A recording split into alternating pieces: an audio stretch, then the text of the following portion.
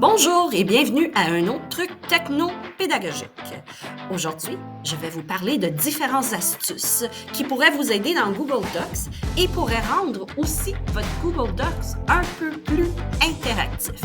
Alors, débutons.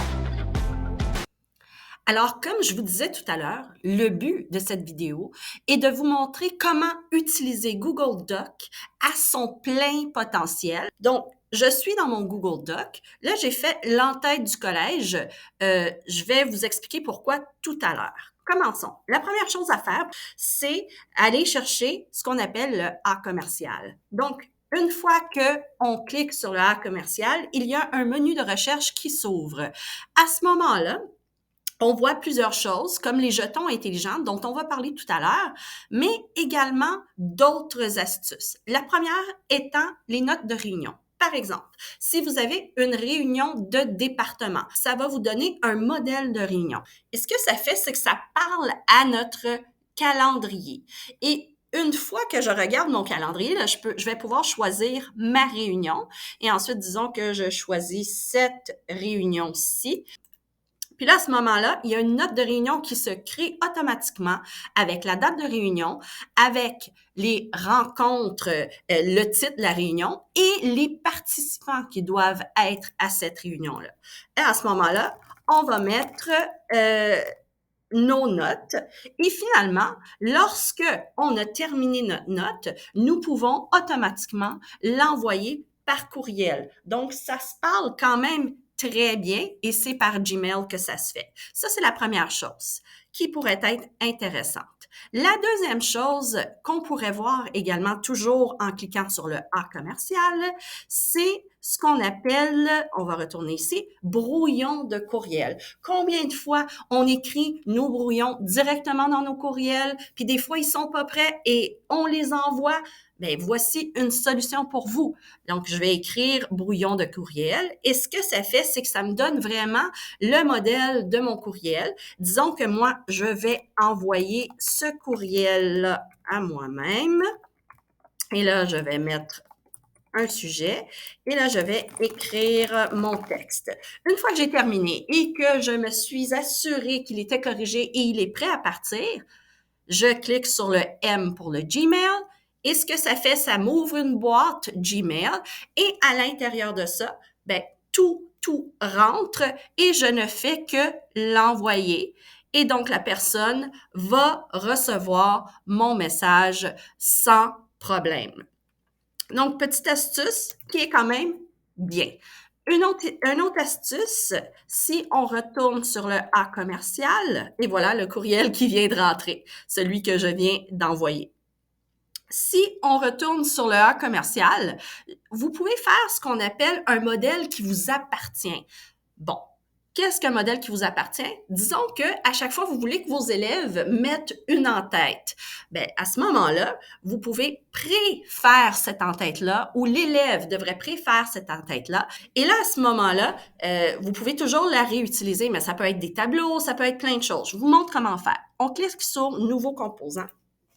Et ensuite, on vous dit sélectionner le contenu. C'est pour ça que j'avais une en-tête tout à l'heure.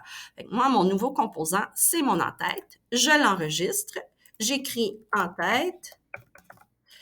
Et ensuite, je clique sur créer. Ce que ça fait, c'est que ça va enregistrer mon en-tête. Donc, si je m'en vais ici et je fais mon A commercial, pardon, là, je m'en vais prendre mon en-tête qui a été créé par moi et automatiquement, l'en-tête se fait tout de suite.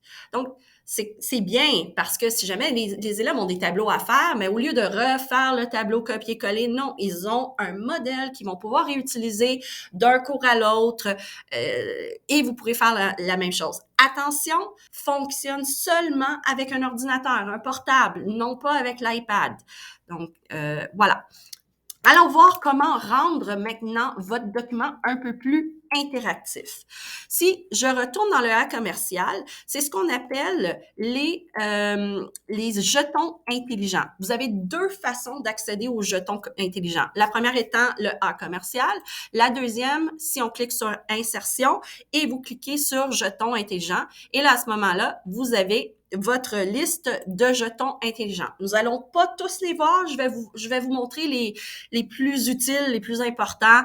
À vous de voir les autres, là. Mais à ce moment-là, je retourne ici et là, je vais chercher mon jeton.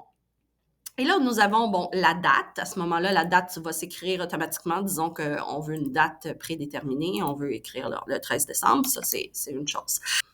La deuxième astuce qui est vraiment intéressante, c'est si je mets le menu déroulant, et là, je m'en vais dans la liste déroulante. Qu'est-ce que ça fait? C'est au lieu d'aller faire voter les élèves ou faire un choix les élèves avec un Google Form, vous pouvez le faire directement dans votre Google Doc. Je vous explique. Vous devez créer à ce moment-là ce qu'on appelle une liste déroulante. Par exemple, moi, j'en ai créé une qui s'appelait « Qu'allez-vous faire pendant votre congé des fêtes? » Mais nous, on va en faire un autre nouveau. Puis là, à ce moment-là, on va écrire. Mais ça, ces listes déroulantes-là, vous pouvez les réutiliser. Et je dis, par exemple, quelle activité préférée?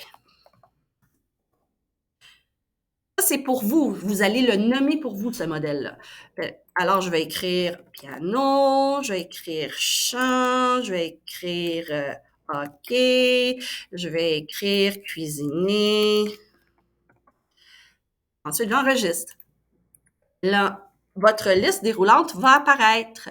Et à ce moment-là, vous pourrez mettre votre question. Quelle est votre activité préférée? Et à ce moment-là, l'élève va pouvoir choisir. Moi, j'aime le hockey.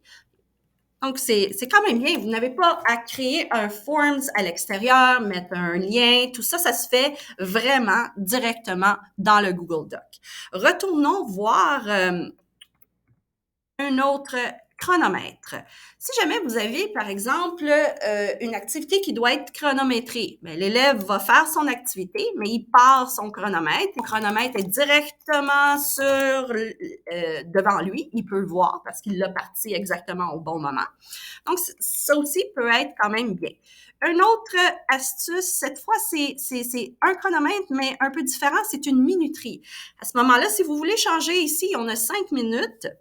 Mais si vous voulez changer, par exemple, on veut mettre 3 minutes, vous commencez avec votre nombre de minutes et ensuite vous ajoutez vos zéros. Et là, vous dites, tu as 3 minutes pour faire ce numéro-là, go! Et là, il part le chronomètre et il a 3 minutes pour faire le numéro. Donc, moi, je vois quand même le potentiel dans ça. Et on retourne encore dans la liste déroulante. Et moi, je vais aller voir le jeton de vote. Le jeton de vote, si jamais vous voulez faire voter vos élèves. Et à ce moment-là, je vais sélectionner. Vous avez le choix. Bon, vous mettez votre question, évidemment. Et à partir de la question, vous dites, OK, est-ce que je vais mettre un cœur? Puis ensuite, je vais mettre aussi comme jeton de vote. Je retourne. Je vais mettre aussi d'autres choses. Fait que je vais retourner dans jeton de vote et là, je vais aller personnaliser mon jeton de vote. Vous avez beaucoup de choses que vous pouvez faire. Disons que c'est oui parce que j'aime ou non parce que j'aime pas. Puis là, vous mettez votre question. Avez-vous bien dormi la nuit dernière? Et là, à ce moment-là, l'élève va pouvoir mettre un oui et un non. En fait, si vous mettez des jetons de vote, il peut cliquer à tous les jetons de vote. Donc, à vous de décider comment vous voulez le faire, mais il ne peut pas voter plus qu'une fois. Donc, ça le remet à 0. Donc, voilà. C'était quelques astuces pour Google Docs, mais je vais vous en montrer d'autres dans les prochaines semaines. J'espère que ces astuces pourront vous être utiles. Je vous souhaite une très belle journée et à la prochaine.